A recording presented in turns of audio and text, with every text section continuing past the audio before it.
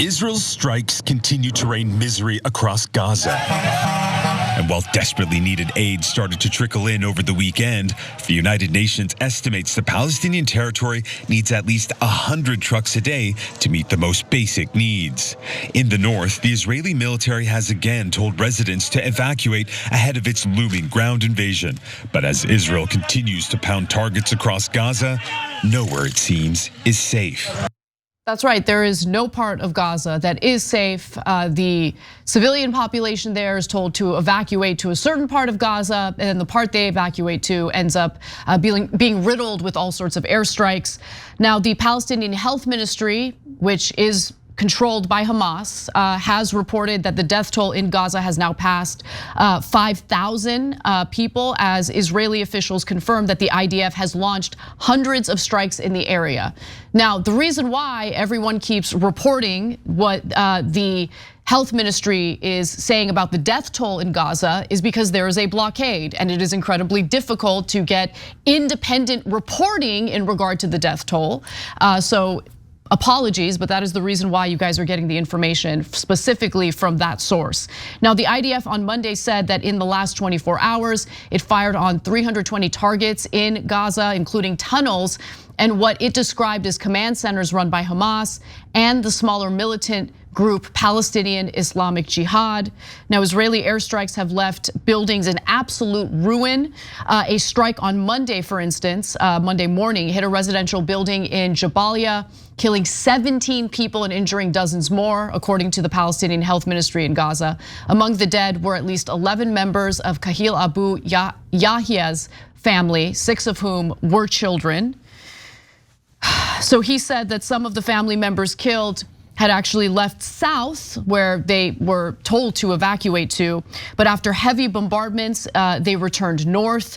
If they were still in Khan Yunis, they would also have been killed, he said. People are being targeted in places where they were told were safe, or they were told were safe.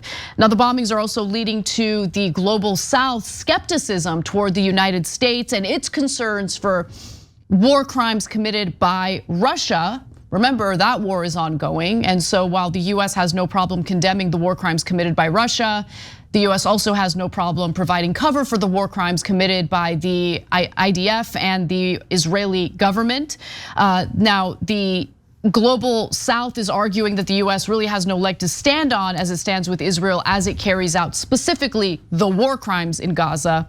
And according to the UN Director for Human Rights Watch, if the US and other Western governments want to convince the rest of the world they are serious about human rights and the other laws of war, principles they rightly apply to Russian atrocities in Ukraine and to Hamas atrocities in Israel, they also have to apply to Israel's brutal disregard for human life in Gaza. I have a lot more to share with you, including the deaths of dozens of journalists in Gaza. But before I get to that, Cenk, any thoughts? Yeah, this siege of Gaza is totally inexcusable. So if you were doing specific operations with special forces to rescue hostages, no one would complain about that.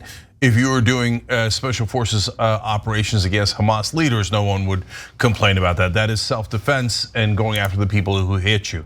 Dropping 6,000 bombs, and that was a couple of days ago, so they're probably up to 10,000 by now. But anyway, I won't give numbers that I can't back up here. But obviously thousands and thousands of bombs onto buildings. Now 10 out of 25 hospitals are destroyed or out of operation completely. 50 ambulances hit. And the list goes on and on. I need you guys to understand what happens when a bomb hits, because apparently people in the West don't understand. You guys, a lot of our audience does, obviously, but certainly no right-winger seems to understand, and most of the media doesn't understand. It incinerates people. So we talk about the grotesque things that Hamas did. Oh, they killed babies, they killed grandmothers. That is terrible. You're right to be disgusted by that. Well, what is Israel doing? They're also killing babies. They're also killing grandmothers. They're lighting them on fire. That's what bombs do. Or their bodies explode upon impact. So if you saw a video of Hamas taking a poor Israeli grandmother and blowing her up on camera, the whole world would vomit at how outrageous that is, including me. But that is what Israel is doing right now to thousands of innocent civilians. Over 2,000 children killed, incinerated So I need you to wake up to what's happening. It is not okay. We should not be funding this kind of death, destruction, and if we're being honest, if anyone is being honest, genocide. So you look, the parents are, this is according to CNN, the parents are writing the names of the children on their legs. And they're writing their names on their own legs. Why? In case they get leveled, the building that they're in, and you're digging out your dead children from the rubble, you could figure out who it was that died. Or if your children are digging you out of the rubble, they can see their mom's name and know that they have died. This is inexcusable under any and all circumstances. And as an American, I'm not gonna co-sign onto this. We shouldn't send Israel a single dollar anymore, let alone the $105 insane billion that Joe Biden is proposing and his government is proposing, also for Ukraine, Taiwan, etc. But most of that is gonna go to defense contractors. It's not even gonna go to these people, and it's certainly not going to protect innocent Israelis, and it's going to kill innocent Palestinians. We can't do anything about Hamas. Hamas is not going to listen to us. But Israel is supposed to be our ally. It's supposed to be a democracy. It's supposed to be a decent and moral government. Does it look like it is under the leadership of Netanyahu and this lunatic right-wing government they have that does not value Palestinian lives at all? So we have to be honest about the depravity going on right now. And so one more question for you guys. If it is terrible that Hamas killed 1,400 people, and it definitely is, why isn't it terrible that Israel has killed 3 times as many innocent civilians? Be honest with yourself and ask yourself that question. Do their lives matter to you, or do you think it's sport? Or let's just drop a bomb on them and kill them and have their heads explode. Little babies. Try to care about someone else. I know for a lot of people that are on a rage right now and all they want is war and blood and death, it's just too much to ask for. Sorry, I'm gonna have to disrupt what you're thinking and how, oh, my people, my people. Everybody's always thinking about their people. How about the other people? I say that to Hamas just as much as I say it to Israel. We're all human beings. And right now our government is not treating Palestinians as human beings, and it's disgusting. Out of the hundreds of our members of Congress, only 20 of them have called on Israel to engage in a ceasefire. Israel refuses to. They will continue bombing the Gaza Strip, knowing full well that the majority of the casualties happen to be Palestinian civilians. And by the way, that includes Muslims, yes, but also it includes Christians who happen to live in the Gaza Strip as well. Justin Amash, a former member of Congress, has spoken about 2 of his relatives who have died as a result of these airstrikes and the brutality in Gaza Strip. And I mentioned that journalists have died, dozens have already died, including 23 journalists who have been killed since the October 7th terrorist attacks that were carried out in Israel by Hamas. 8 journalists have been injured and 3 are missing or have been detained. The majority of those killed, 19, were Palestinians in Gaza, where reporters face power and internet outages and they're under that Israeli siege, as well as the loss of their offices, homes, and family members. 1 Lebanese journalist and 3 Israelis were also killed, according to the Press Freedom Group.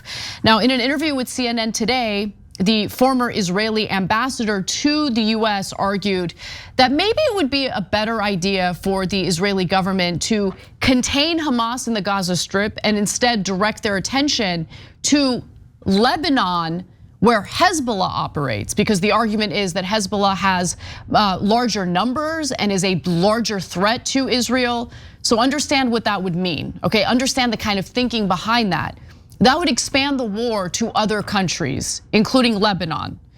And it also doesn't help that the United States deployed its veto at the United Nations Security Council to shoot down a very mildly worded draft resolution that was put forward by Brazil calling for a humanitarian pause, meaning a ceasefire. In fact, the United States was the sole no vote on the table, even as allies, including France, were voting in favor of that resolution. Now, let's go to the humanitarian aid.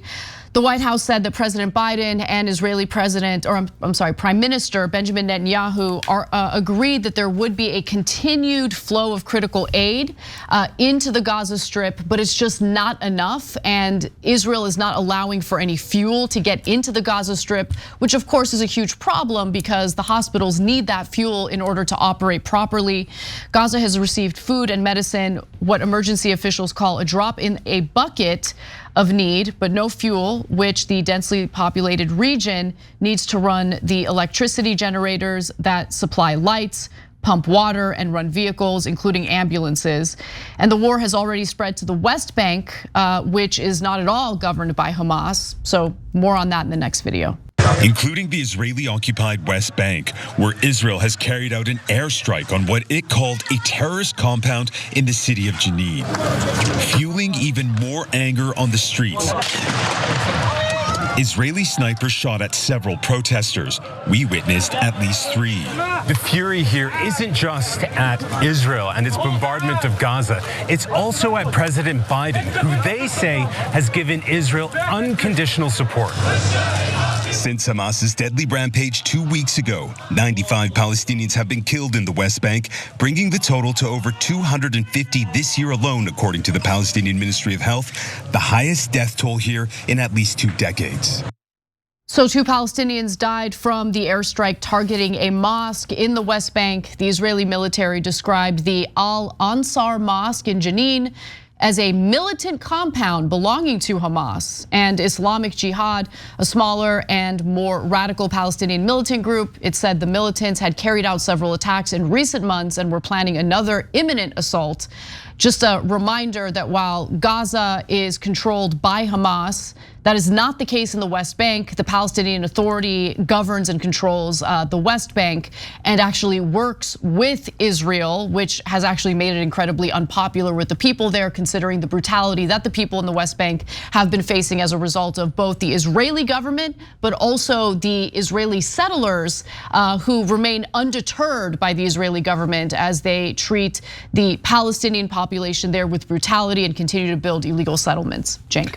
So Fatah is in the Palestinian Authority in the West Bank is in big trouble because they keep supporting the government of Israel when their people despise the government of Israel. Why do their people despise it? Oh, they're just generally anti-Semitic? No, there is real anti-Semitism. But the real problem there is that they have been oppressed and brutalized and colonized for 56 straight years. Wouldn't you hate them? I mean, but I'm being honest and asking you a real question.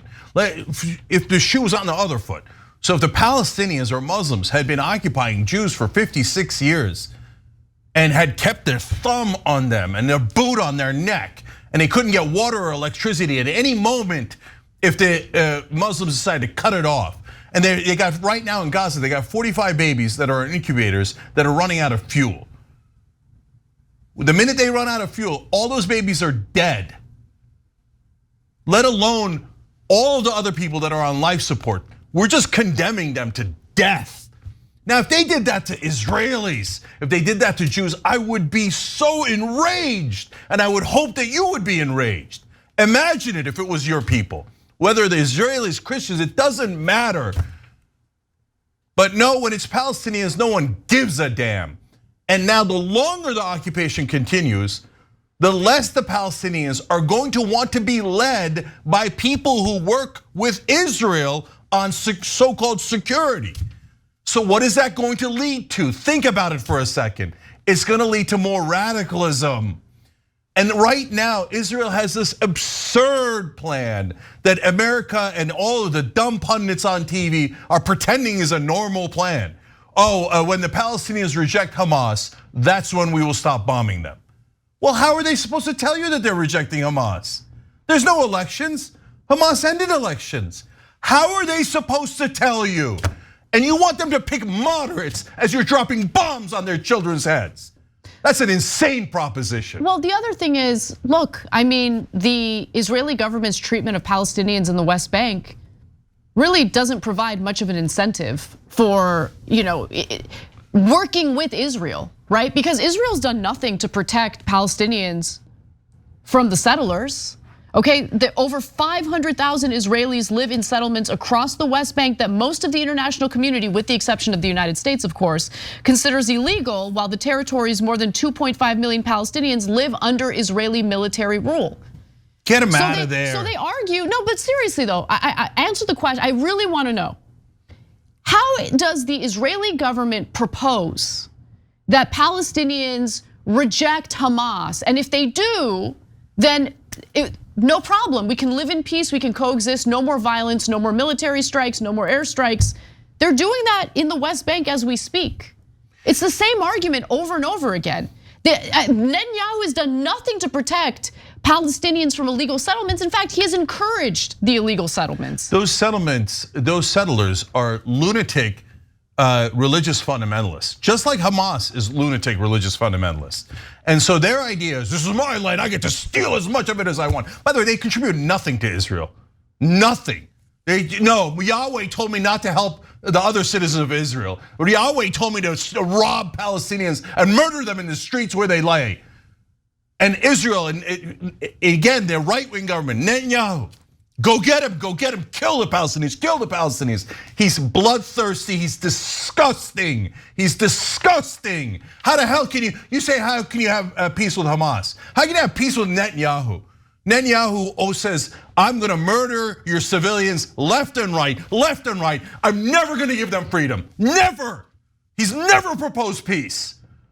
So now he sends in more settlers to kill more Palestinians. You do peace with your enemies. So this idea of, we won't do peace until Hamas begs us, and Hamas is broken, and the Palestinians are broken. Hey, good news, Israeli right-wingers, the Palestinians are broken. They're broken. How much more do you want to break them? How much more are you going to occupy them? They want them gone. How much do you want to put your boot on their neck? Of all people in this world, after all that the Jews have gone through, after all the horrors that they have suffered, please don't be the oppressors.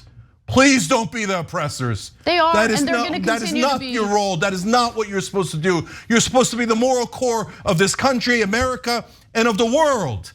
But instead, Netanyahu has burned all the goodwill. And he's now said, I've killed 3 times as much as Hamas. Congratulations, you've killed 3 times as many innocent civilians as Hamas. That's who Netanyahu is. Get rid of the son of a bitch and get the peace. Get the peace. Vote him out. He's also corrupt. He doesn't care about Israel. All he cares about is himself. Thanks for watching the video, guys. We also love it if you hit the join button below, because that makes you a member, and members allow us to be independent, honest. We can be as progressive as we want, no corporate media influence, and that's all because of you guys. We love doing the show with our members. Hit the join button, become one of the Young Turks.